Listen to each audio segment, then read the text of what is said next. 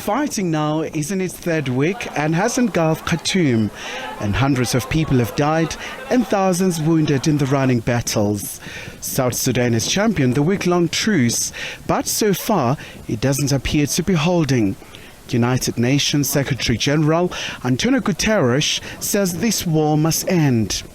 Khartoum is in turmoil. Darfur is burning once again. And the UN Refugee Agency has already affirmed that more than 100,000 people have fled and 800,000 people might flee the country in the coming days and weeks. The fighting needs to stop.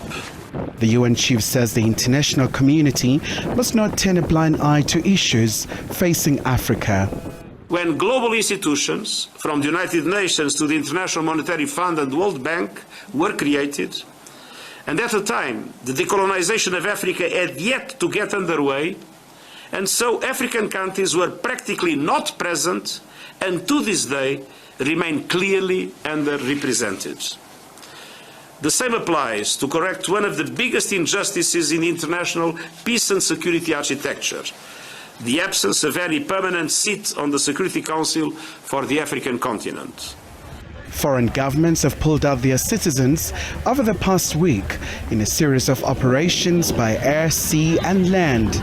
Sudan, which has been in the grip of power struggle between the army and a paramilitary group, has a history of civil wars, military takeovers and rebellions.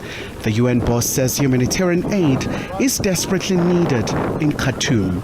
In the meantime, the United Nations is ready to deliver for the Sudanese people under the leadership of my Special Representative Volker Perthes.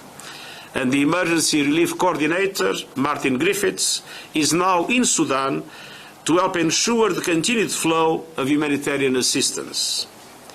Aid must be allowed into Sudan, and we need secure and immediate access to be able to distribute it to people who need it most.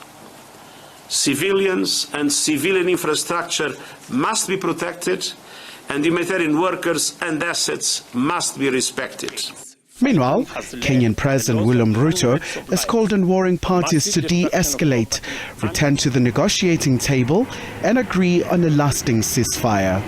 Khayelihle Khumalo, SABC News, Johannesburg.